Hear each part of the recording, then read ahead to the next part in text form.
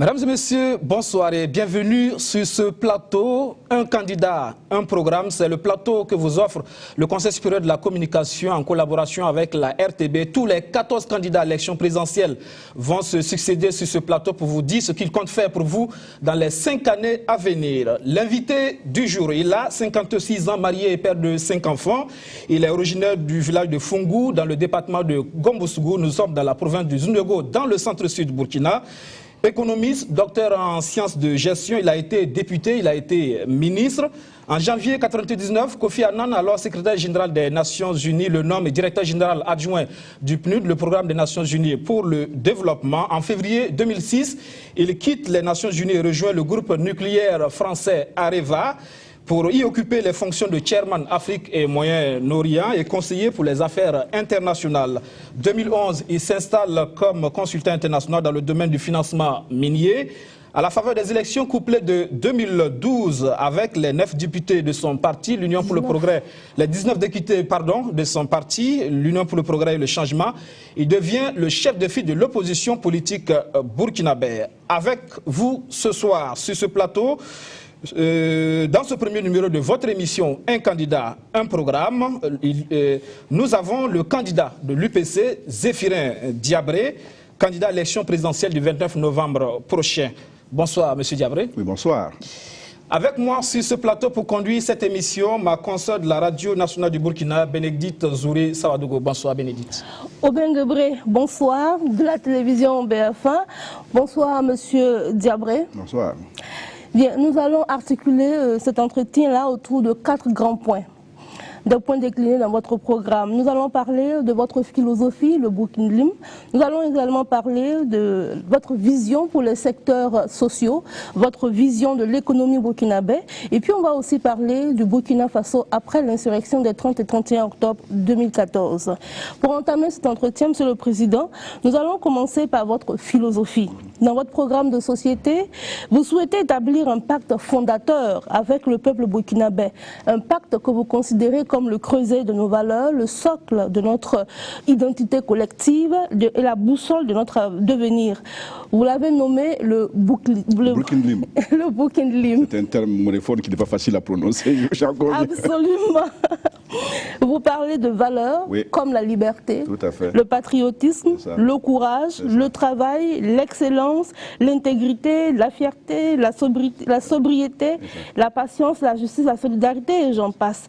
Les fondements même du Burkinlim. Dites-nous, Monsieur Diabré, comment allez-vous réussir à inculquer ces valeurs aujourd'hui quand on sait que le Burkinabé est à la recherche du bien-être matériel avec son corollaire de vice? Mais c'est justement parce qu'on a cette situation-là qu'il faut revenir à ces valeurs fondamentales. Vous savez, un peuple, une génération, c'est toujours un héritage historique, culturel et surtout un héritage de valeurs. À certaines étapes de notre vie politique, certains ont essayé de ramener ces valeurs-là au fronton. Je pense que l'exemple qui nous vient à l'esprit, c'est celui de la révolution sankariste. Thomas Sankara et ses compagnons ont décidé que notre pays s'appellerait Burkina Faso, c'est-à-dire la terre des hommes intègres. C'est tout un message. Ils ont essayé de réhabiliter les tenues vestimentaires avec le Faso d'Anfani, de faire en sorte que notre culture soit valorisée. Il faut aller au-delà et moi je veux formaliser tout ça. Je pense qu'on a besoin d'une sorte de philosophie nationale qui va nous guider tous et qui montre bien qu'au-delà de nos différences politiques et autres, nous regardons dans la même direction parce que nous partageons les mêmes valeurs. Est-ce que ça veut dire que vous êtes sankariste dans l'âme? Non, non, ce n'est pas ça, mais on n'a pas besoin d'être sankariste pour être un amoureux du fait que la culture et l'histoire soient mises au fronton de l'effort de développement. Nous le ferons parce que si on ne le fait pas, nous créons une société qui n'a pas d'avenir. Et moi, j'ai toujours pensé, en regardant d'ailleurs l'exemple de certains pays, que ça peut être un fondement pour construire le demain et surtout construire dans ce qu'on appelle le développement. Mais ça peut paraître une vue de l'esprit sur nos tropiques, avec un Burkina aujourd'hui très ouvert sur l'universel, avec toutes ces influences. Comment effectivement réussir cette vision Alors d'abord, dans le programme, il y a un certain nombre d'actions qui ont été indiquées. La première des choses que nous ferons, c'est de faire ce qu'on appelle une convocation d'une conférence nationale, une conférence générale de la nation, qui va s'asseoir et qui va examiner, ça veut dire quoi être burkinabé? Ça implique quoi? Quelles sont les valeurs qui caractérisent le burkinabé? Quel est le comportement qui doit caractériser le burkinabé? Quelle est la vision et le type de pensée qui doit caractériser le burkinabé? Une fois que nous codifions ça, il faut que nous l'enseignons à nos enfants, dès le bas âge. dans les programmes d'enseignement primaire, post-primaire et autres, qu'ils grandissent en sachant ce qu'être burkinabé veut dire et que demain, comment est-ce qu'ils doivent se comporter quand ils seront avec d'autres nationalités pour que par-delà le fait qu'on s'intègre sur le plan mondial, là, on garde quand même notre identité. Oui, enseigner, oui, aux enfants, mais déjà, l'exemple doit venir d'en haut, de vos dirigeants. Je n'ai pas fini. Je commençais par le plus bas. Mais il est clair qu'une démarche comme celle-là ne peut réussir que si l'ensemble des citoyens y adhèrent. Et il faut que l'ensemble des citoyens y adhèrent par des moyens didactiques, en commençant par l'administration, c'est ce qui est sans doute le plus facile, et pour le reste, là, par de la sensibilisation. Et par les acteurs politiques aussi, oui, les leaders politiques. C'est pour ça, en tout cas, moi, je suis déjà engagé dans ça, puisque je suis un promoteur, et je ne suis pas seul. Je crois que Maître Sankara aussi est déjà engagé dans ça, et je ne pense pas qu'il y ait un acteur politique ou un homme politique qui ne pense pas que, enfin, qui pense que cette manière de faire là serait mauvaise. Quand on regarde nos acteurs politiques, visiblement, vous avez un goût prononcé pour le luxe. Hein, Mais il n'y a pas d'antinomie par rapport à ça. Et d'abord, ce que vous dites n'est pas tout à fait vrai. Comment est-ce que vous pouvez dire que les acteurs politiques ont un goût prononcé pour le luxe?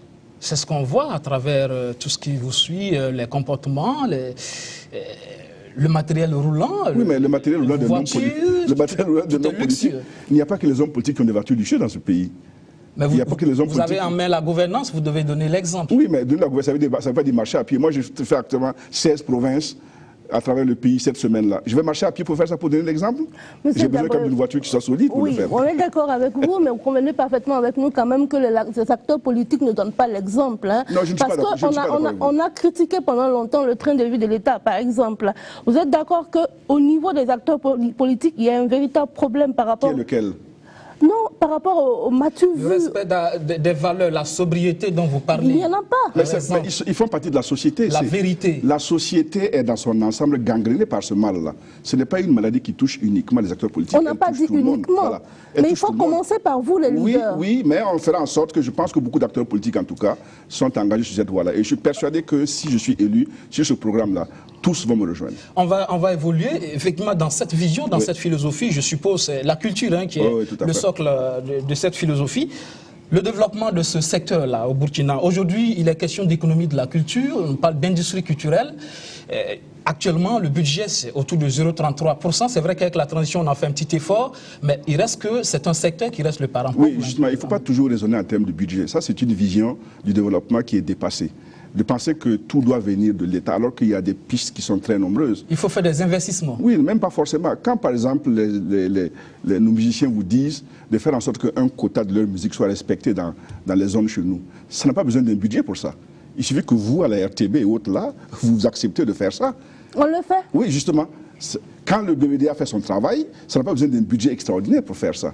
Quand, par exemple, on fait la Semaine nationale de la culture et qu'on a des lauréats qui peuvent aller prester ailleurs, ça ne demande pas des sommes faramineuses.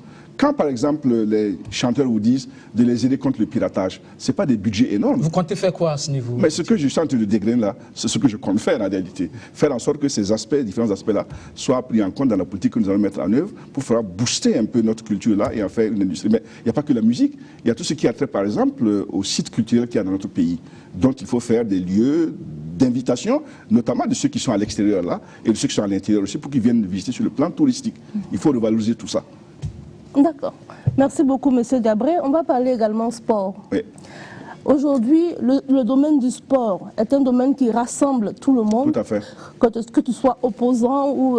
enfin, tout le monde part dans le domaine du sport. Qu'est-ce que vous comptez faire concrètement? Parce que justement, il rassemble tout le monde. C'est un domaine auquel il faut accorder une importance. Il faut faire en sorte que d'abord, il y ait une couverture nationale des infrastructures sportives. Ce n'est pas le cas à ce moment. Vous voyez, quand vous sortez de Ouagadougou, de Bobo, de Koudou et autres, il y a très peu de régions même qui ont des stades municipaux ou des stades régionaux. Il faut commencer par là. Il faut encourager les championnats, par exemple, quand on parle de football, les championnats à l'intérieur des régions ou des provinces. Parce que c'est là qu'on fait émerger les talents qui peuvent un jour jouer sur le plan national et voire même aller sur le plan international. Il faut donner des plateaux divers qui donnent plusieurs disciplines. Jusque-là, en tout cas, c'est plutôt le football. Et c'est une bonne chose, qui est très connue et qui est très pratiquée. Mais il y a d'autres types de sports qui gagneraient aussi à l'être, et parfois, pas forcément avec un investissement énorme. Et c'est là où le rôle de nos municipalités sera très, très important. On va aller très vite sur les secteurs sociaux.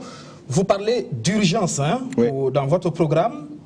sur la question de l'éducation, aujourd'hui, confronté à des réformes, visiblement où les acteurs ne se retrouvent pas, le continuum pour le primaire et puis le système LMD pour le supérieur. Et là, vous avez des propositions à faire, notamment, par exemple, au niveau du primaire. Vous proposez de construire 34 000 salles de classe en 5 ans, 3 500 logements pour enseignants. Et effectivement, au niveau du supérieur, vous comptez ramener le ratio de 443 étudiants pour 100 000 habitants à au moins 500 étudiants pour 100 000 habitants. C'est ça. Visiblement, pour la question du supérieur, ça ne semble pas très ambitieux. Non, non, ça dépend. D'abord, ce que vous dites là n'a pas un lien avec le continuum ni le LMD. Vous avez posé une question fondamentale sur le continuum et le LMD. Je suis pour le continuum. C'est très important que l'on aille dans cette direction. Pourquoi? Vous savez, depuis la colonisation, on a conçu le primaire comme étant un cycle à part. Et ça s'expliquait à l'époque parce que le certificat d'études primaires était un diplôme important avec lequel on entrait dans l'administration et autres. Les choses ont beaucoup évolué. À l'époque, on n'avait pas de possibilité d'avoir de l'enseignement post-primaire à travers tout le pays. Donc on comprenait bien que déjà finir le primaire là, c'était important parce que ça vous donnait toutes les conséquences. Et la conséquence, c'est qu'on surchargeait les programmes au niveau du primaire pour qu'arrivé au CM2, au moins l'élève ait acquis le maximum de connaissances. Il faut desserrer cette étreinte-là. La réforme, elle est bonne, mais sa mise en œuvre. Oui, parlons de la réforme. Elle va permettre d'accroître l'offre éducative. Actuellement, il n'y a que 57% de taux d'achèvement au primaire.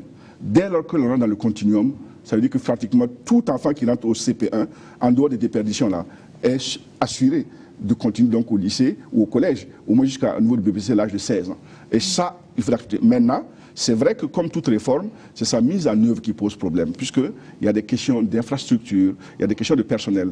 Mais à la matière, c'est une queue qui se mord dans les deux sens. Si vous attendez d'avoir tout ça pour mettre la réforme, vous ne la mettrez jamais en place. Donc il faut dicter la réforme, l'annoncer, et maintenant voir comment sur le plan pratique, on peut faire les modifications.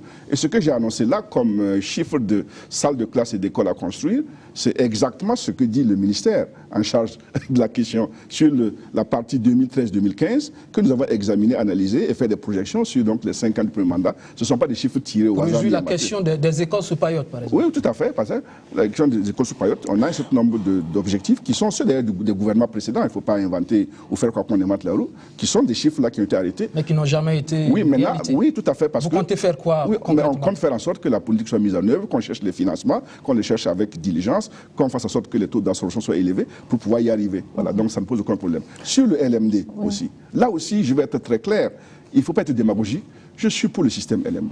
Le système en lui-même n'est pas mauvais, d'autant plus que c'est un référentiel qui n'est pas que du Burkina. Nous voulons que nos étudiants qui sortent aujourd'hui, leur diplôme là, ils soient reconnus partout à travers le monde. Ça ne sert à rien de former un étudiant à l'université de Ouagadougou, de lui donner un diplôme et que vous êtes le seul à reconnaître. Donc être dans un système comme le CAMES, c'est quelque chose qui ne se négocie pas. Maintenant, là aussi, il y a un certain nombre de moyens didactiques et d'infrastructures à mettre en place. Parce que la capacité pour un étudiant à faire un certain nombre de niveaux de recherche lui-même, ça se base ou c'est possible s'il est capable d'aller accéder à l'information, notamment à travers les NTIC. C'est pour ça que dans notre programme, par exemple, nous avons décidé que nous allons lancer l'opération un étudiant, un ordinateur. Oui. Donc on va essayer d'établir un contrat, une amitié, une coopération avec des grandes firmes multinationales. On l'a déjà fait dans d'autres pays quand j'étais au PNUD, notamment avec Cisco par exemple, pour voir si on peut avoir la possibilité. Il y a actuellement des ordinateurs portables qui ne coûtent pas très cher, de manière à avoir un prix qui soit cassé et que chaque étudiant donc puisse, avec un budget qui n'est pas très énorme, pouvoir y accéder. Il faut du Wi-Fi sur les campus. À l'université, il n'y en a pas. Oui, mais dans les domiciles, il y en a. Vous savez, l'investissement n'est pas faramineux. Il faut du Wi-Fi partout, là où il y a la possibilité que les étudiants puissent tapoter comme ça, rentrer dans le net et chercher des informations sur les cours de l'économie, de biologie. D'autant plus que la plupart des cours, maintenant, à travers le monde, beaucoup d'universités les mettent sur le site web.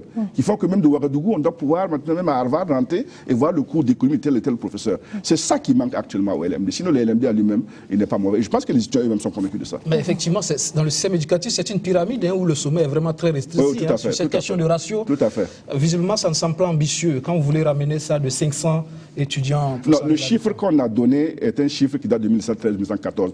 Parce que ce document-là, ce projet a été régi depuis très longtemps.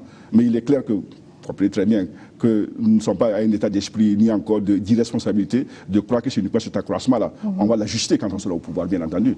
L'essentiel est que l'on sache que nous voulons augmenter l'offre éducative au niveau du supérieur. Je pense que les Burkinabés auront compris ça. À présent, on va parler santé, M. Zéphirin Diabré. Oui. Au niveau de la santé, vous avez mis l'accent dans votre programme sur la santé sexuelle et reproductive des jeunes, sur la réduction de la mortalité maternelle et néonatale. Voilà. Infantile, ouais. J'ai envie de vous poser justement une question sur les réformes des hôpitaux publics. Des conclusions du colloque du syndicat des médecins, il nous ressort l'impérieuse nécessité de reformer l'hôpital en mettant en place une fonction publique hospitalière. De sorte qu'on ne continue pas de penser que nos hôpitaux sont des mouroirs. Tout à fait. Qu'est-ce que vous comptez faire en la matière? Alors, ce que vous dites n'est pas tout à fait exact. Ce n'est pas de sorte de penser que nos hôpitaux ne sont pas des mouroirs. Le SMB a posé un problème qui est réel, qui est que lorsque quelqu'un qui a eu son bac va passer 7 ans ou 8 ans sur les bancs de l'université pour apprendre un métier comme celui d'enseignant, enfin de médecin, et qu'après ensuite il va faire une spécialisation, et qu'il revient commencer à travailler, et qu'on lui sert un salaire qui ne lui permet pas de faire en sorte que le jeune de debout, il y a un problème, alors qu'à côté, les cliniques privées lui offrent plus. La tentation est grande, quel que soit votre patriotisme là, d'aller donner vos services là-bas. La santé, c'est la clé de tout. Tout peut être prioritaire dans un pays, mais s'il y a bien une chose qui est la plus prioritaire des priorités, c'est la question de la santé. Et ça, c'est quelque chose qui n'est pas négociable. D'où l'idée que peut-être il faut trouver un autre système. C'est là où on parle de fonction publique hospitalière. Voilà. Ouais. On va examiner la question, parce que ça pose aussi d'autres problèmes. Nous sommes un pays de corporation. Dès lors que vous faites ça pour une corporation, il est clair que les revendications vont venir d'ailleurs. Et si vous ne gérez pas ça très bien, on va dire pourquoi eux et pas nous. Sinon, c'est comme ça que d'autres pays ont réussi à faire en sorte que le médecin puisse apporter sa compétence à l'hôpital national, mais en même temps lui aussi quand même, parce qu'il a un savoir qu'il a acquis et il veut quand même cet homme de revenus, puisse aussi avoir ses revenus et qu'en complémentarité, ce soit le malade qui soit gagnant.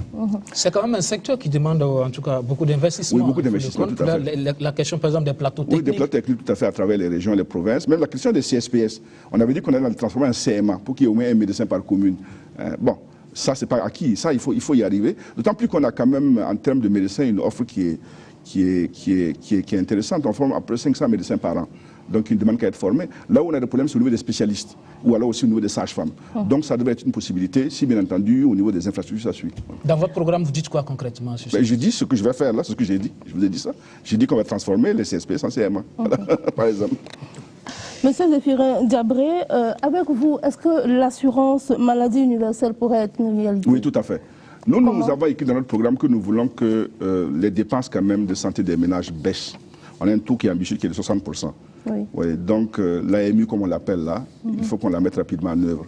Je sais que la faisabilité n'est pas très facile parce que ça demande un certain nombre de systèmes de mise en place. Mais à mon avis, il faut commencer et améliorer au fur et à mesure.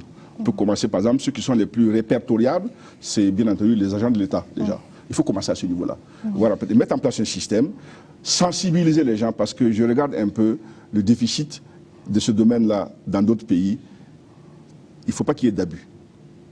Or, il y a une tendance, quand les gens ne doivent payer qu'un pourcentage de leurs médicaments, ils ont tendance à se surmédicaliser.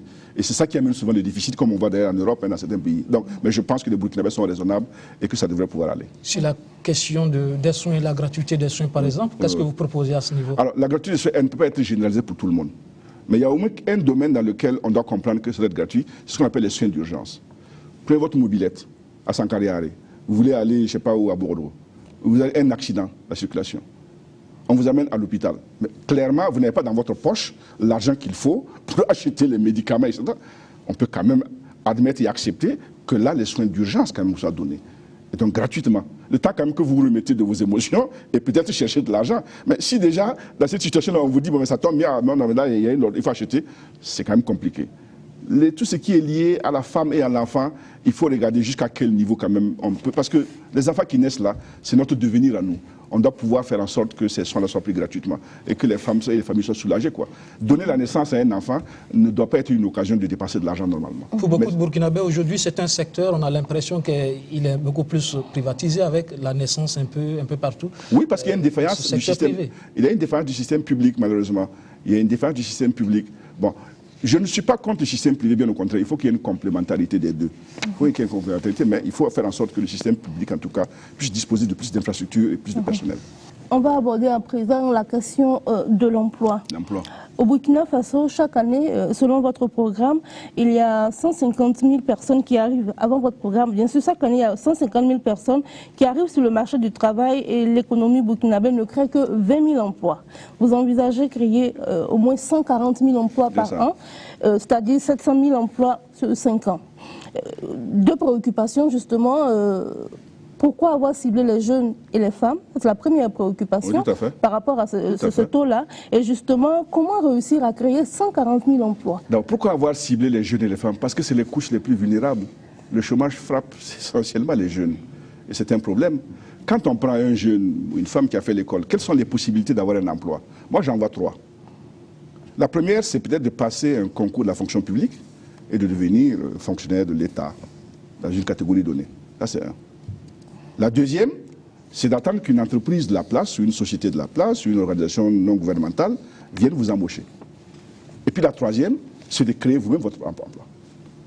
Ces 3-là, je n'en vois pas plus. Sur ces 3-là, 2 relèvent du secteur privé, comme vous voyez comme moi. L'État ne peut pas embaucher tout le monde. Il doit embaucher chaque année à peu près maintenant 7 000 ou 8 000 maximum. Le budget est limité, d'autant plus qu'on a la contrainte, qui me paraît tout à fait raisonnable, de ne pas consacrer plus de 35% de la masse salariale, enfin des recettes propres à la masse salariale. Et ça, il faut qu'on s'en tienne, parce que ça veut dire qu'on libère beaucoup d'argent pour l'investissement. Si nous arrivons à accroître le niveau des recettes, comme nous l'avons prédit, puisque nous voulons passer à un taux de pression fiscale, qui est actuellement 15-16%, on va le monter graduellement jusqu'à 20% dans les 5 ans, ce qui n'est pas déraisonnable. Si on arrive à faire ça, si on arrive à lutter efficacement contre l'évasion fiscale et la fraude fiscale, on aura beaucoup de recettes qui permettront donc d'embaucher un supplément donc, de jeunes à ce niveau-là. Nous, on pense tabler autour de 13 000 par là en moyenne, si les choses se passent très bien. Mais le gros lot de l'emploi ne viendra que du secteur privé, malheureusement. Il viendra du secteur privé ou de l'auto-emploi. Et le secteur privé, il a besoin d'avoir un environnement dans lequel il peut s'éclore. Regardez au juste ce qui se passe.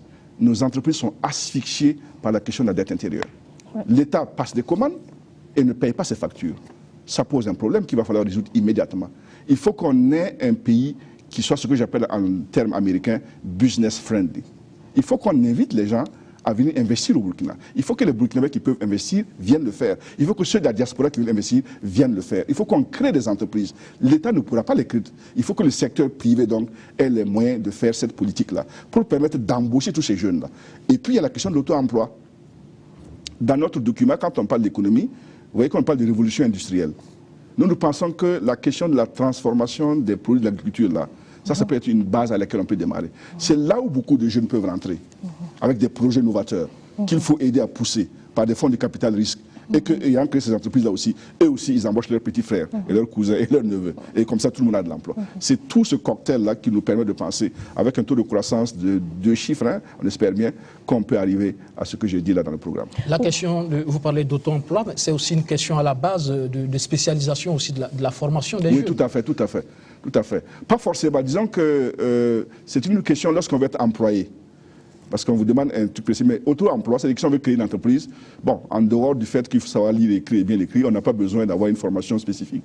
On peut avoir fait une carrière littéraire hein, et puis créer une entreprise. Mais là où on a besoin, c'est qu'effectivement, pour notre tissu industriel, on a besoin d'une haute formation. Et c'est là où, dans notre programme, nous disons que nous voulons que la formation professionnelle là, devienne un cursus à part. Alors que jusque-là, les gens ont le sentiment que c'est ceux qui ont échoué dans la filière classique que l'on envoie là-bas. Il faut qu'on mette dans la tête de nos enfants, au fur et à mesure qu'ils grandissent là, que être charpentier, menuisier, ce n'est pas un petit métier. Et que c'est un métier qui permet de gagner bien sa vie, être tâcheron, et qu'on peut aller dans une école pour être tâcheron, et peut-être même gagner mieux sa vie que quelqu'un qui est devenu instituteur ou autre. Mais dans la tête des gens, ça n'y est pas encore. Donc vous avez raison que c'est un défi qu'il faut qu'on relève. Ok. Justement, l'emploi nous permet de rentrer facilement dans l'économie. Oui. Docteur Diabré, vous êtes économiste de formation et par rapport à votre famille politique, vous dites que vous êtes libéral, c'est bien ça? Oui. Est-ce que cela veut dire que vous n'avez pas... le secteur social n'est pas une priorité pour vous? Ah non, pas du tout. Alors, pas du tout. Parce qu'on a tendance à opposer. Hein, non, ça c'est vous qui faites ça et ceux qui sont mal intentionnés. Quand je sors dans la rue là ici, et vous et moi, et qu'on prend cette route là et qu'on va vers le centre-ville, et qu'on arrive au rond-point là de la place des cinéastes là, c'est là, non? Enfin, des Nations Unies, et qu'on tourne là. À droite et à gauche, on voit quoi? C'est pas des boutiques? C'est pas des boutiques qu'on voit? Dites-le-nous, moi je n'emprunte pas cette voie. Non, mais mais toutes les voies de Ouagadougou. Tout à fait. Quand vous suivez, ce pas des boutiques. Si, si. C'est des gens, ils sont qui ces gens? C'est pas des Burkinabés? Si, c'est Ils sont pas fonctionnaires. Hein? Et c'est quoi? C'est des fonctions quoi? C'est pas libéral ça? Comme tailleur, menuisier, c'est quoi? C'est pas fonction libérale? Nos agriculteurs là, c'est quoi ça? C'est pas libéral? Vous avez qu'à expliquer à vos électeurs ce que c'est. Non, ils ont déjà compris. Et vous pensez que nous n'avons pas compris? On veut dire simplement que l'économie de marché, l'initiative privée, il faut qu'on l'encourage. Il faut qu'on continue de l'encourager. Sur les 5 millions, enfin les 15 millions de Burkinabés là, combien travaillent pour l'État? Environ 400 000. Environ 400 000. Les autres là vivent de quoi? Ils sont dans des fonctions libérales. C'est ça le libéralisme. Ils se lèvent le matin, ils n'ont pas un salaire qui tombe à la fin du mois, ils se débrouillent comme on dit, pour acheter, vendre. C'est ça l'économie libérale. Le libéralisme, ça ne veut pas dire qu'on n'investit pas dans les secteurs sociaux. Non, alors, pas du tout. D'autant plus que, du point de vue idéologique, nous on se définit comme étant des sociaux-libéraux. Ce qui n'est pas la même chose que des ultras ou des néolibéraux comme certains. Ils savent, mais il faut exprès de les caractériser. D'accord. On évolue. Vous parlez, dans votre vision de l'économie, d'un État développementiste. Tout à fait, justement. C'est quoi? Mais d'abord, si vous avez lu ça, donc votre question sur les secteurs sociaux, elle est déjà répondue. C'est un État qui sait qu'il a un rôle et une mission importante en matière de développement. C'est un État, en fait, qui est interventionniste, mais de manière intelligente. Et vous voyez que nous avons décidé de créer un ministère du plan. On ramène le ministère du plan. Parce qu'il faut planifier les choses. On ne peut pas laisser, comme on dit, comme ça, laisse guidon et avancer. On a besoin d'une économie qui soit planifiée. Donc, on a un État qui est sérieux, qui est rigoureux, qui fait en sorte qu'en liaison étroite avec le secteur privé, et j'insiste beaucoup là-dessus, en liaison étroite avec le secteur privé, travaillant main dans la main, définir les secteurs porteurs, les secteurs à encourager, trouve l'investissement et on avance ensemble. Monsieur Zéphirin Diabré, les dégâts causés par l'insurrection d'un 30 et 31 octobre ont réduit les capacités productives de nombreuses entreprises et contraint certains à délocaliser hors du pays leurs activités ou à reporter, voire même annuler certaines décisions d'investissement. Le contexte de l'insécurité dans la sous-région ouest-africaine et puis dans le Sahel aussi de façon générale a assombri les perspectives de développement des activités économiques. Qu'est-ce que vous proposez, M. Diabré? D'abord, moi, je sens que j'ai l'impression que vous êtes trop pessimiste. Non, on n'est pas pessimiste, c'est la réalité. Moi, je suis optimiste. La réalité, oui, mais il ne faut pas vous laisser abattre. Moi, je ne me laisse pas abattre par ça. C'est vrai, ça a été un épisode... C'est pour ça que vous êtes candidat à l'élection présidentielle. Vous n'êtes pas candidat. Aujourd'hui, les investisseurs sont méfiants. Oui, mais je pense que dès lors qu'on aura l'élection, en fonction du discours qu'on leur tiendra, les choses vont repartir. Mais c'est ce que vous devez dire pour convaincre l'électorat. Oui, bien entendu. Et le discours qu'on va leur tenir est un discours très simple. Ils savent que c'est un discours qui va attirer l'investissement. Nous pensons que dès lors que l'élection... En fait, pourquoi est-ce qu'ils sont méfiants? Parce qu'ils veulent de la visibilité.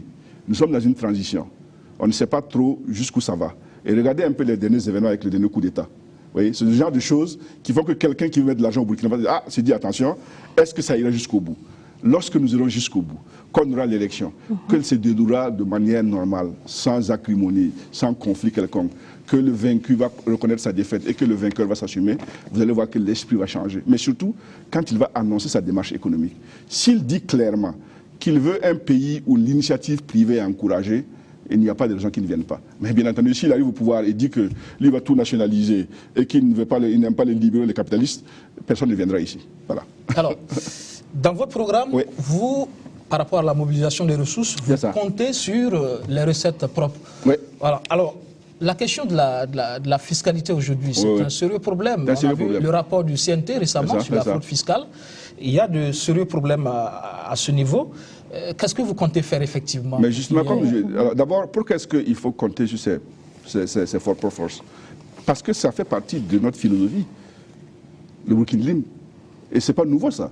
Sous la Révolution, on parlait de ça aussi. Savoir compter sur ses propres forces. Parce que jamais personne ne viendra développer le Burkina Faso à notre place.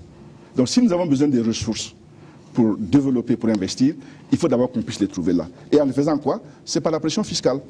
Bien entendu, en encourageant, comme j'ai dit, l'économie, mais aussi en ponctionnant un peu. Actuellement, c'est environ 15%. Pour simplifier, ça dit que sur 100 francs de richesse que le Burkinabé crée, bon, l'État prend 15-16%, 17% parfois. Il faut monter un peu. C'est pas facile. Et que sur 100 francs... Il y a l'UEMOA aussi. Hein? Oui, mais l'UEMOA, c'est beaucoup au-delà, jusqu'à 17% par là. Mais il faut monter un peu et voir si on peut atteindre la 20% en 5 ans. Mais en récupérant tout ce qui est fraude et évasion fiscale là, on devrait pouvoir y arriver. Et si on ajoute à ça l'élargissement de l'assiette, ça devrait être possible. Mais en même temps, il faut éviter de surtaxer les Burkinabés. Au risque d'étouffer un peu les... Mais bien entendu, quand je vois que certains partis proposent 46% de taux de pression fiscale, je me pose des questions. On ne peut pas faire ça dans une économie sérieuse qui est ouverte sur le monde. C'est comme ça que vous comptez financer votre budget. Dans votre programme, vous parlez de plus de 15 000 milliards de francs. Tout à fait, c'est un ensemble, parce que dans un budget, il y a quoi? Tout un tas de ressources qui sont propres, et puis il y a les ressources qui viennent de l'extérieur, notamment les dons et les emprunts. Et c'est l'ensemble de tout ça qui fera, sur les 5 ans, ça veut dire en moyenne 3 000 milliards de francs CFA par an. Donc 3 000 milliards par an, ça, effectivement 15 000 milliards en moyenne. Ça fait quand même 3 fois le PIB. Hein? Non, c'est pas ça. On va parler à présent de justice économique, Monsieur le Président. La justice économique a été absente au cours des dernières années. Oui, tout à fait. Iniquité d'accès au marché public, flambée des actes, de la corruption et du favoritisme et tout. Quelle solution vous proposez, Monsieur Zéphirin Diabré? D'abord, nous sommes en plein dans cette vision-là. Parce que lorsqu'on parle d'économie ouverte et d'économie libérale, c'est une économie où tous les acteurs ont la même chance. On n'a pas eu ça dans le passé. On a eu quelque chose qui était un peu clanique, où quand tu ne connais pas quelqu'un, ou tu n'appartiens pas à un réseau, tu ne peux pas rentrer. Il faut qu'on ouvre. Il faut qu'on ouvre et que le meilleur gagne. Parce que quand le meilleur gagne, c'est le consommateur qui y gagne. Il faut donc que dans l'octroi des marchés publics, on puisse faire en sorte que ce soit très diversifié. Il y a plusieurs techniques. Alors d'abord déjà, dans la partie sur la jeunesse, là, je ne sais pas si vous avez noté, nous pensons que pour encourager les jeunes entrepreneurs, il faut qu'on leur réserve un pourcentage donné de la commande publique. Il y a des pays qui le font, même aux États-Unis. On doit décider, mais je ne sais pas à quel niveau... Une sorte de discrimination positive. Tout à fait. Que les jeunes entrepreneurs qui ont moins de 35 ans, qui sont à la tête de petites et moyennes entreprises, là, on leur réserve un pourcentage du marché, la commande publique, pour permettre un peu de les booster qui se développent. Et deuxièmement, il faut voir comment est-ce qu'on peut faire en sorte que ce ne soient pas toujours les mêmes qui prennent les marchés. Peut-être qu'il faut, même au niveau des montants, regarder s'il y a des limites à établir, afin que les gens soient obligés d'avoir des partenariats. C'est une question d'expertise aussi. Oui, tout à fait. Mais tout vient ensemble. Vous savez, il y a tellement d'expertise que si on donne la possibilité aux gens, il y a beaucoup de gens qui sont prêts à apporter leur contribution. Le seul problème, c'est que c'est concentré dans quelques mains. Et si c'est concentré, quand c'est comme ça, vous ne savez pas qui est l'autre expert en dehors de ce que vous voyez. Et qu'est-ce que vous comptez mettre en place pour effectivement garantir la transparence? Oui, mais ça, c'est la question. On a les instruments qu'il faut. Le problème dans nos pays, comme dans beaucoup de pays, c'est pas que les instruments ne sont pas là. C'est la volonté politique pour faire le travail, c'est tout. Vous dites que c'est concentré dans quelques mains. Vous voulez délocaliser la concentration, enlever dans quelques mains pour donner aux jeunes, c'est ça? Non. On veut répartir pour que ce soit plus grand nombre. Ah, d'accord. Alors, on va évoluer pour parler d'agriculture. Hein. Oui, c'est une question assez essentielle pour les Burkinabés. Tout à fait. Alors, vous envisagez dans votre programme de réduire de 80% la proportion de la population qui a faim par une révolution agricole. Oui, tout à fait. Qu'est-ce que cela implique véritablement, cette révolution agricole? Elle implique que nous voulons que chaque Burkinabé puisse manger 3 fois par jour, matin, midi et soir. C'est pas trop utopiste, ça? Oui, mais il faut l'utopie pour avancer. Mais d'accord. Mais normalement, d'ailleurs, chacun doit pouvoir manger 3 fois par jour. Un être humain normal, il mange combien de fois par jour? Malheureusement, ce n'est pas le cas pour, mais justement, pour la majorité des Burkinabés. Vous comptez faire quoi? Mais ça, il y a un problème. Je vous dis que, non, la révolution agricole que vous évoquez là, elle consiste à faire quoi? D'abord, quand vous regardez un peu notre système agricole aujourd'hui, bon, en dehors du fait qu'il y a les aléas climatiques et tout ça, il y a un certain nombre de paramètres qui sont importants. Si nous voulons booster la production, il est clair qu'il faut qu'on fasse dans la mécanisation agricole. Notre programme dit qu'on va créer ce qu'on appelle la SONEA, la Société nationale d'équipement agricole. Quand vous traversez les campagnes là, de temps en temps vous avez une charrue, mais l'essentiel c'est que les gens soient avec des dabas. C'est ça. Il faut qu'on sorte de la daba. Il faut qu'on sorte vraiment de la daba. Il faut qu'on monte d'un cran, que le minimum soit la charrue et même mieux le tracteur. La mécanisation, il y a eu des expériences, mais qui ne fonctionnent pas. Mais il faut c'est pas installer des unités de montage sur place. Mais c'est ce que j'ai dit. Donc la SONEA va en collaboration avec un certain nombre de firmes internationales voir comment est-ce qu'on peut faire en sorte que le montage de ces tracteurs-là, par exemple, se fasse sur place pour que le prix soit abordable là, pour les paysans. Mais ça implique aussi un mode nouveau de réorganisation agraire. Il faut qu'on discute avec les paysans. Et je pense qu'ils comprennent bien que quand tu as un petit lopin de terre, ça ne te rapporte pas suffisamment pour que tu puisses faire de gros investissements. Par exemple, un tracteur. Pour acheter un tracteur, c'est beaucoup de millions. Mais si toi, tu ne peux pas, peut-être qu'en te mettant avec d'autres dans une coopérative, là, tu vas pouvoir le faire. Tout en gardant ton champ, vous vous mettez ensemble. Si vous prenez le tracteur là, il travaille ici aujourd'hui, là demain et là après-demain, et chacun y gagne. Il ne pleut pas tous les jours, M. Diabré. Oui, n'empêche, ce n'est pas parce qu'il ne pleut pas tous les jours qu'on ne peut pas travailler. D'autant plus qu'on a l'irrigation. On a l'irrigation avec un potentiel énorme. On doit avoir, en matière d'irrigation, 250 000 peut-être hectares que l'on peut irriguer. Pour le moment, on en a irrigué 30 000. Parce qu'effectivement, la révolution agricole, c'est aussi cette question du sous-emploi dans le monde agricole. Oui, tout à fait. On a 500 000 hectares de bas-fonds qu'on peut aménager. Il faut qu'on les fasse. Donc, les terres sont là et l'eau est là. Donc, on peut, je crois, à mon avis, en combinant les deux, faire en sorte que la production soit boostée et que donc l'objectif qu'on s'est fixé, que vous pensez être utopique, sur l'alimentation des Burkinabés 3 fois par jour, là, devienne progressivement une réalité. C'est aussi une question aussi des semences. Oui, tout à fait. Il faut que c'est au niveau des semences. Et on a, non seulement des semences, mais aussi des intrants agricoles. Dans notre projet, nous créons une société nationale des intrants et fertilisants, qui là aussi, comme un peu la Société nationale d'équipement agricole, va faire un travail donné pour faire en sorte que, à ce niveau-là, il y ait de nouvelles variétés que l'on puisse introduire. Nous avons une réserve très forte par rapport aux OGM. Justement, j'allais en venir. Non, on est très réservé, notamment par rapport aux cultures vivrières. Voilà. Maintenant, si c'est les cultures de rente, ou enfin, surtout ce qui a très... Quand c'est le coton, par exemple, là, je peux accepter. Mais le sorgho que l'on mange tous les soirs ou le maïs, là, je suis beaucoup plus réservé. Mais on ferait un bilan avec les acteurs concernés et on verra quelles dispositions on va prendre. Vous comptez faire quoi pour ce secteur particulièrement, le coton, pour booster un peu ce secteur? Déjà, je pense que beaucoup de choses ont été faites parce que nous avons un niveau de production qui a monté beaucoup. Il faut continuer sur la même lancée. Il faut sans aucun doute élargir les zones de culture. Jusque-là, pendant longtemps, c'était réservé à une zone donnée. Le Burkina Faso est vaste. Il faut trouver de nouvelles zones culturelles pour ce qui est du coton. Encourager les producteurs à se constituer comme ils le font déjà si bien, en coopérative et en groupement. C'est d'ailleurs, je crois, la filière la mieux organisée qui doit servir d'exemple pour le reste. Donc, mais qui connaît quelques problèmes. La transformation, par exemple. La question de la transformation est importante, notamment par rapport au textile. Par rapport au textile, c'est des choses qu'il faut qu'on regarde et qu'on voit si certaines unités industrielles comme Faso, Fani, peuvent être soit réveillées, si l'on peut dire, ou s'il faut en créer d'autres, parce qu'on peut avoir des investisseurs qui veulent venir faire ça. Justement, vous faites bien de parler des unités industrielles. Quelle est votre vision du développement industriel du Burkina Faso? C'est impératif. Oui. Quand vous regardez la richesse de notre pays, là, beaucoup provient de l'agriculture, beaucoup des services et très peu de l'industrie. Or, pour aller loin et surtout créer des emplois là, pour nos jeunes diplômés, il faut que l'on ait une industrie. C'est pour ça que nous parlons de révolution industrielle. Il faut qu'on réindustrialise le pays. Il faut qu'on le fasse sur de nouvelles bases parce qu'on est un pays dont l'économie est ouverte forcément. Donc il faut que l'on regarde un peu quels sont les secteurs et les niches où nous sommes compétitifs là. En commençant par la transformation agro-industrielle des produits de l'agriculture, mais en évoluant vers l'industrie manufacturière et des biens d'équipement. Il y a beaucoup de choses que nous importons qu'on devrait pouvoir d'abord assembler ici et peut-être même après fabriquer. Mais il faut commencer un premier pas et le reste viendra. Concrètement, je suppose que vous avez déjà jeté un regard panoramique, vous connaissez la réalité. Qu'est-ce que vous allez faire concrètement? Mais c'est ce que je vous ai dit. Je vous ai dit que nous voulons faire en sorte qu'il y ait une promotion de l'industrie et que des femmes et des hommes viennent avec leurs projets, en commençant par, pour ce qui est par exemple la transformation agro-industrielle. Quels sont les différents produits de notre agriculture qu'on peut transformer et à quel stade? Parce qu'il y a plusieurs stades de transformation, soit pour la consommation locale, soit pour l'exportation. Quand on a fait ça, on identifie les promoteurs et les bons promoteurs et on met en place un système d'encadrement et on démarre. En partenariat, bien entendu, avec, éventuellement des firmes étrangères.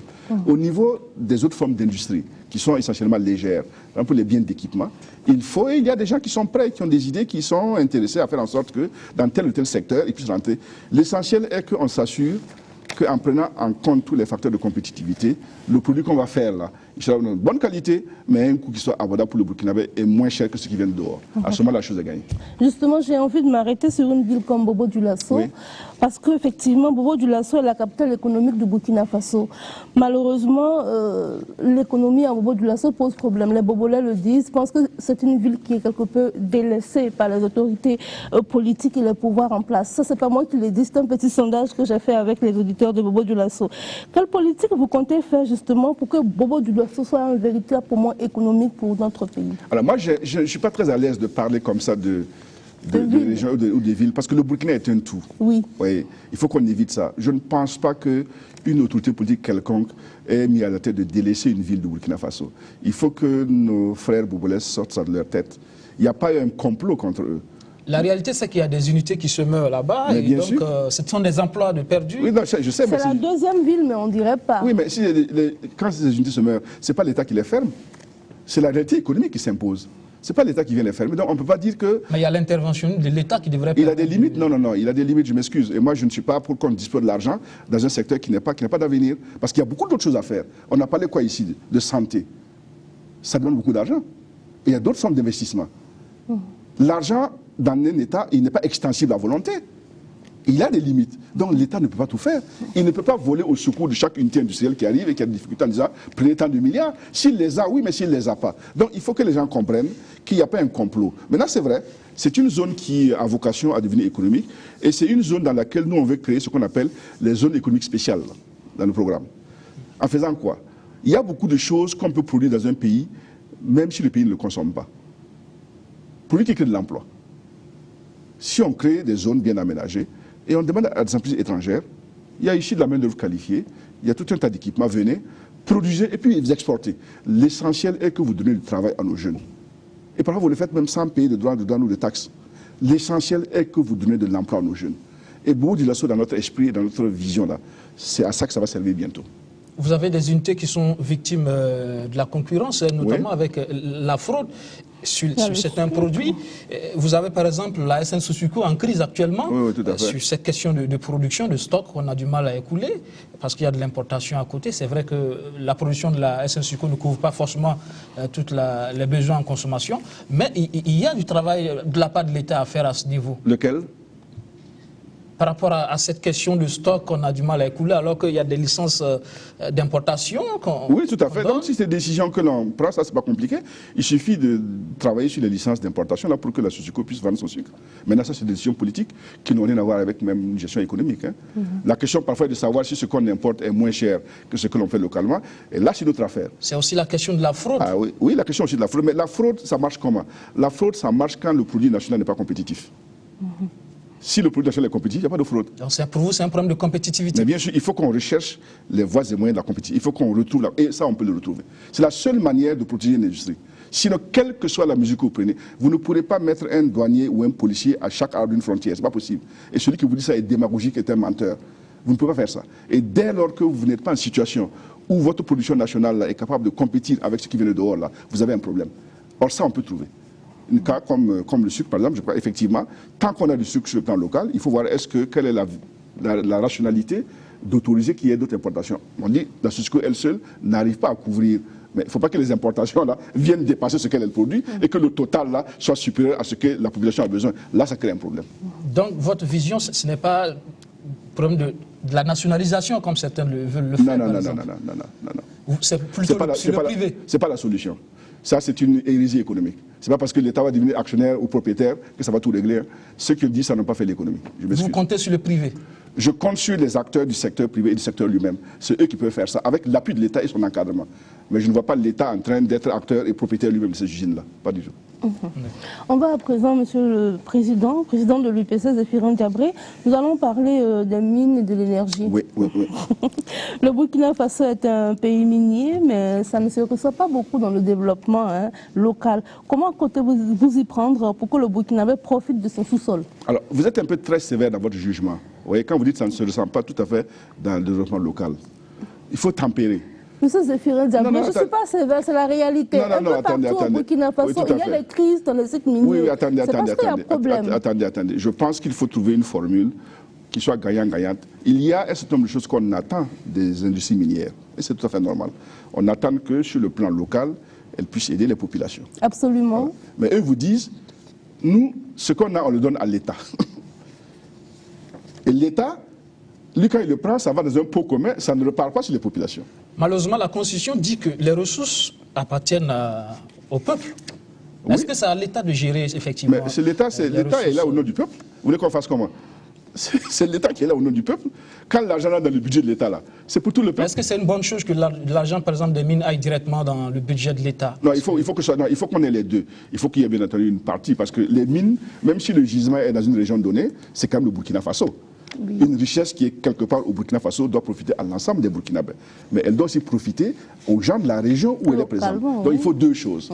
Un certain nombre d'actions sur le plan local. Je pense par exemple aux santé, éducation, accès à l'eau potable, de l'emploi.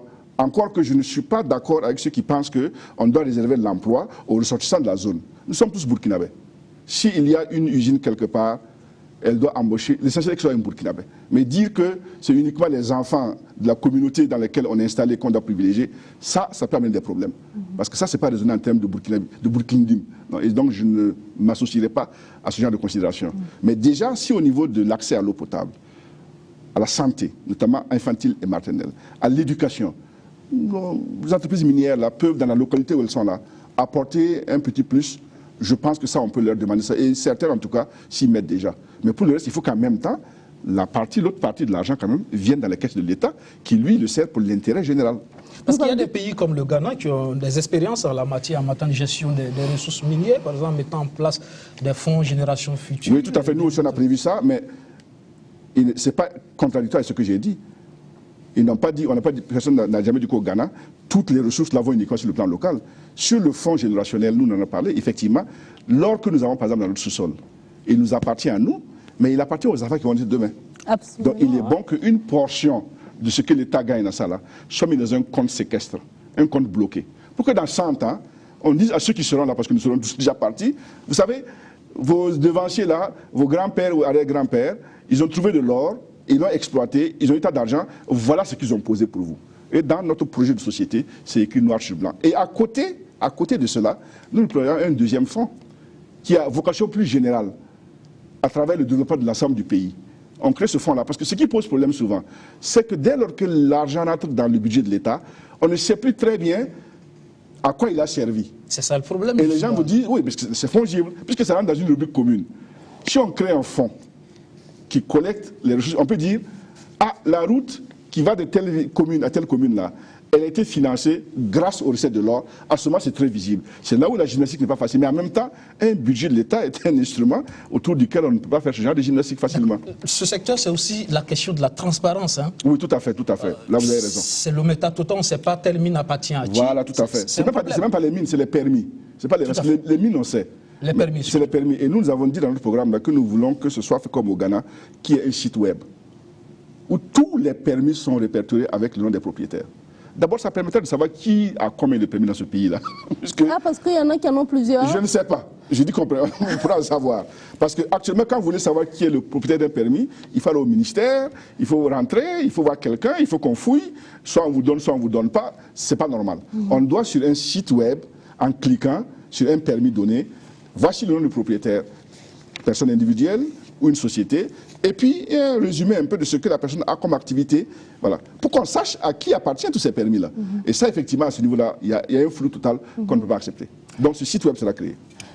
Zéphirin Diabré, est-ce que vous pensez qu'il faut renégocier un peu les thèmes en matière de mines? Parce qu'au Burkina Faso, aujourd'hui, ce qu'on constate, c'est qu'on a l'impression que notre sous-sol profite plus à l'extérieur qu'à l'intérieur. Vous avez essayé d'expliquer, hein, j'en conviens parfaitement, mais le Burkinabé pense que le sous-sol burkinabé profite aux Canadiens, profite à tous ceux qui sont là, mais pas aux Burkinabés. Quel est votre point de vue là-dessus? Mais parce que justement, il faut qu'on change la manière de gérer ces recettes-là. Il faut renégocier. Bon, renégocier, écoutez, on vient d'avoir une loi du CNT. Si je dis qu'il faut renégocier, c'est comme si je ne faisais pas confiance au nouveau code minier que le CNT vient d'adopter, de voter. Voyez, alors que le CNT est quand même notre représentation nationale. On ne peut pas l'accuser ou le soupçonner d'être anti-burkinabé ou anti-patriotique quand même, non, le CNT. Donc s'ils l'ont fait, de manière plus ou moins consensuelle, appliquons ça déjà quelque temps. Parce qu'en même temps, si vous changez les textes là tous les 6 mois, c'est ça qui fait que les investisseurs ne viennent pas chez vous. On va l'appliquer, et puis après on va tirer les enseignements et on verra ce qu'il faut faire. D'accord, on va aller un peu plus vite, le temps presse. Forcément, la révolution industrielle, ça ne pourrait se faire aussi sans que la question de l'énergie, qui est aussi une question essentielle, soit résolue. Aujourd'hui, le Burkinabé est confronté au quotidien à ce problème. On a un gros problème à ce niveau-là. Nous, on a calculé que le déficit là, immédiat, il est de 50 mégawatts. Il va passer à 60-66 mégawatts 2016. Donc, il faut qu'on prévoie ce qu'on peut faire en urgence. Et dans notre programme, ce qu'on appelait le programme présidentiel d'urgence, hein, il y a l'idée de commander des groupes containerisés. Pour 80 mégawatts, comme ça permet d'avoir du laps de temps. Bon, on a pris déjà des contacts, ce n'est pas des petites sommes, mais il faut que dans les 24 mois au maximum, que si nous avons le pouvoir et que le mandat nous est offert là, il faut qu'on puisse régler ça. Et puis maintenant, il y a tout un tas de projets qu'il faut continuer, notamment le solaire. Il faut que l'on développe l'énergie solaire, autant que faire se peut, notamment pour ce qui est l'usage domestique. Voilà, il faut qu'on trouve les moyens pour que ce soit plus intéressant pour les gens d'avoir le solaire que de se brancher à la Sonabel. Parce que si se brancher à la Sonabel coûte moins cher que de mettre le solaire, la tentation est grande pour les gens de ne pas aller vers la Sonabel. Donc il faut inverser un peu la courbe des coûts. Il faut continuer la construction des centrales thermiques. Il faut continuer aussi les interconnexions dans ce domaine-là. Voilà. On va à présent aborder le dernier point de notre entretien, la vision que vous avez du Burkina Faso après l'insurrection. On parlera notamment de trois questions, la réconciliation nationale, la sécurité et la politique étrangère. Monsieur Zéphirin Diabré, aujourd'hui on constate une fracture sociale liée certainement à la crise post-insurrection. Que comptez-vous faire pour réconcilier les fils et filles de Burkina Faso? D'abord, c'est un grave souci pour tout leader politique qui aspire à gouverner ce pays-là. Quand on devient chef d'État, on est président de tous les Burkinabés. Et on doit avoir comme premier souci la concorde et l'unité nationale. C'est le devoir qui incombe à votre charge. Et j'ai déjà conscience de ça. Nous avons entre nous des problèmes. Nous avons des querelles, surtout des bagarres. Il y a jalonné ici là même des crimes. Mais malgré tout, nous sommes burkinabés et on ne va pas chasser une partie des burkinabés pour les mettre à la mer.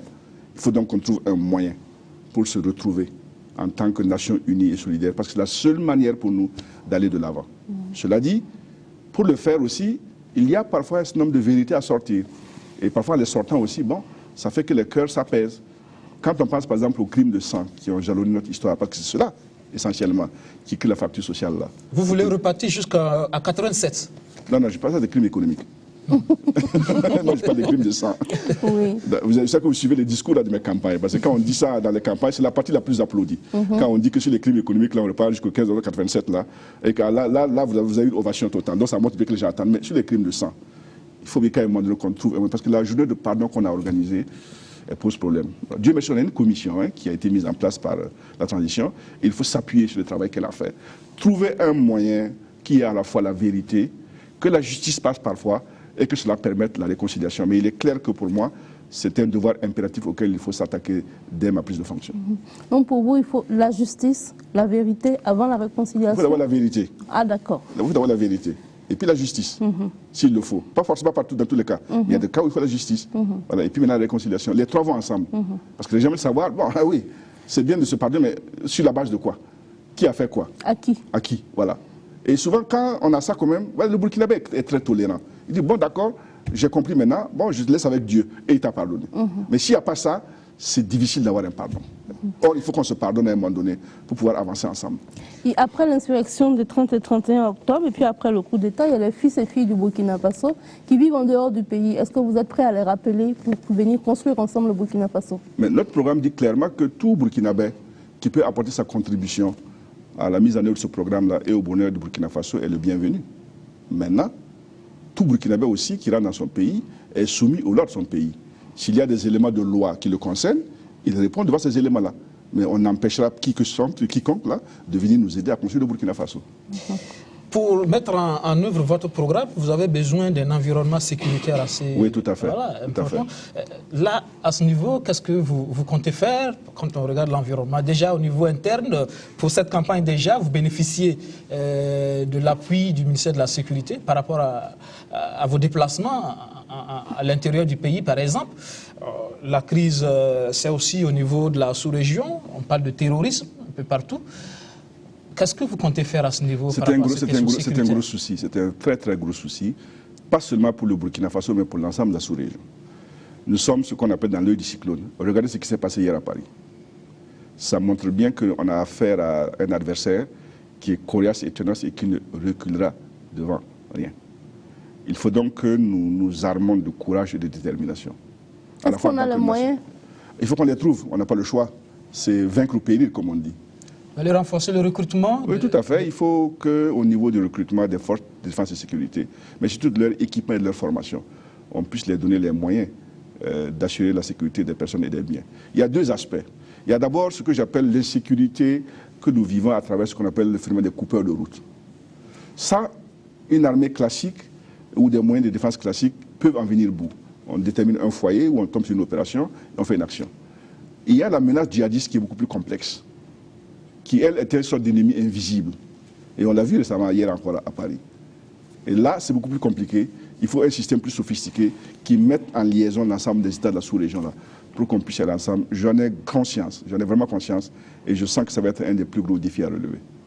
La politique étrangère, Monsieur Zéphirin Diabré, si vous êtes élu au soir du 29 novembre 2015, quelle politique étrangère pour le Burkina Faso dans votre programme? Dans notre programme, nous écrivons très clairement qu'il faut qu'on réagisse à cette politique-là. Vous savez, moi, je suis très pratique. L'amitié entre les États, c'est bien, mais je veux savoir ce que ça profite au Burkinabé. Ça, c'est important aussi. On a des cadres normaux, sous-régionaux, régionaux, africains, qui sont une sorte de fraternité. On a des cadres comme l'ONU, etc. En dehors de ça, je vais regarder vraiment si les pays où nous sommes là, si vraiment ça nous profite. J'en connais quelques-uns où je me demande ce qu'on fait là-bas, quoi.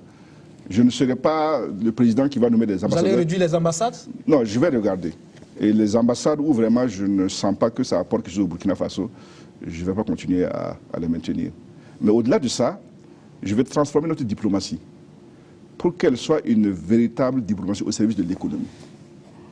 Il faut que notre diplomatie soit un instrument de notre économie. Il faut d'abord que ce soit un instrument pour amener les investisseurs étrangers au Burkina Faso. Si vous avez la chance d'avoir une mission diplomatique dans un pays, bon, leur travail, c'est de faire en sorte que ceux qui ont de l'argent là-bas et qui cherchent là où investir, là, ils viennent chez vous. En même temps, s'ils sont quelque part, s'il y a des Burkinabés, notamment des hommes d'affaires burkinabés, qui sont à la recherche de marché dans ces pays-là, il faut qu'ils puissent nous aider à les avoir aussi. Cette mission économique-là, je ne sens pas qu'elle est très développée, mais peut-être que les gens n'ont pas été formés, donc il faut qu'on les reforme pour qu'ils comprennent bien, parce que tout Burkinabé qui soit par exemple ici, et qui va dans un pays voisin, et qui obtient un marché, c'est le Burkina parce que ça enrichit. Dans nos ambassades, il faudra donc mettre les hommes qu'il faut, parce qu'actuellement, c'est aussi l'actualité au ministère des Affaires étrangères. Le personnel se plaint effectivement de cette question du traitement des agents, les affectations, parfois par copinage également. Bon, je ne rentre pas dans ce détail, mais je dis simplement qu'il faut surtout le profil d'hommes et de femmes qui permettent un peu que l'économie puisse se reposer sur eux pour attirer l'investissement. Alors, est-ce qu'il faut en nommer d'autres? Est-ce qu'il faut former ceux qui sont là aux questions économiques? On verra bien le mois venu. Zéphirin Diabré, dites au Burkinabé aujourd'hui, pourquoi il faut choisir Zéphirin Diabré, président du Faso? Parce que les Burkinabés ont vu de très près, aussi de loin, mon parcours récent et moins récent. Ils savent que j'ai été aux affaires dans ce pays-là, que j'ai eu à gérer un certain nombre de ministères, et ils savent très bien le bilan que la plupart de nos compatriotes en tirent. Ils ont suivi mon cheminement en tant qu'opposant et surtout en tant que chef de file de l'opposition. Là-bas, je me suis efforcé vraiment du maximum que je pouvais de donner une certaine crédibilité à l'opposition et de conduire le combat contre la mise en place du Sénat et surtout contre la révision de l'article 37 de la Constitution avec méthode et rigueur. Ce même esprit-là continue à m'animer. Moi, je suis pétri par les valeurs de l'insurrection, puisque j'étais au cœur de l'événement avec d'autres camarades. Et c'est ça qui reste dans ma tête au moment où je suis candidat à la présidence de la République. Je pense que le président qui doit être élu le 29 novembre-là doit être pétri de ces valeurs-là. Je pense être un homme intègre. Et j'attends que quelqu'un me sorte un dossier quelconque du temps où j'étais aux affaires ici. Je suis prêt à assumer la fonction, d'autant plus que sur le plan physique, je me sens en forme et intellectuellement aussi pour affronter donc les défis donc, qui sont ceux que notre pays doit aborder. Tout cela fait, je pense, qu'il y a des raisons qu'ils m'accordent leur chance. Bénédicte, nous sommes pratiquement en fin d'émission. Peut-être une dernière question pour conclure. Hein. Votre programme, il est suffisamment chiffré. Et tout de suite, quand vous parlez de 15 000 milliards, les gens se demandent, mais d'où il va sortir cette somme? C'est vrai, vous l'avez dit. Mais à l'intérieur, vous parlez aussi de rebond. Et certains se demandent si vous voulez endetter le Burkina. Non, c'est pas ça là. Vous savez que ce qu'on appelle l'emprunt d'État, sans vraiment me vanter, c'est quand j'étais ministre des Finances que ça a été mis en application. C'est moi qui ai amené l'idée de dire, est-ce qu'on peut faire appel à l'épargne? Et de dire, au lieu d'aller chercher l'argent chez les Français, chez les Allemands, demandons aux Burkinabés de se cotiser et de prêter à l'État. On a eu 5 milliards. C'est pas mal. Et ensuite, donc, c'est devenu une pratique coutumière ici dans notre pays. On est sorti dans le cadre du Burkina Faso, on fait maintenant dans le cadre de l'UEMOA. Et on lance des emprunts d'État réguliers. Nous, on le fait, la Côte d'Ivoire le fait, les autres pays. Ça veut dire quoi? On demande aux citoyens de l'UEMOA, prêtez-nous de l'argent pour travailler. Et ils le font.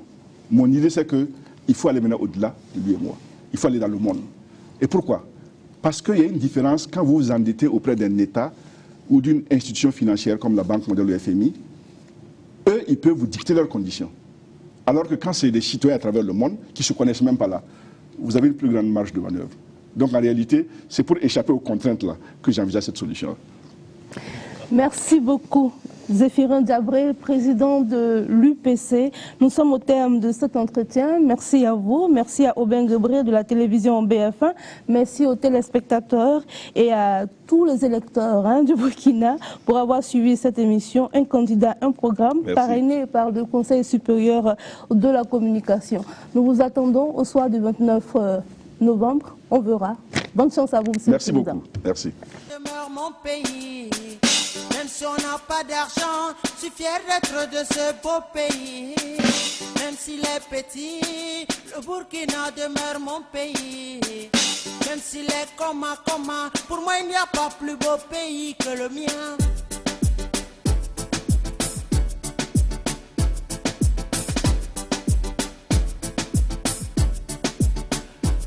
Ma pote, Burkina Faso ya mamtenga, Burkina Faso ya mamtenga.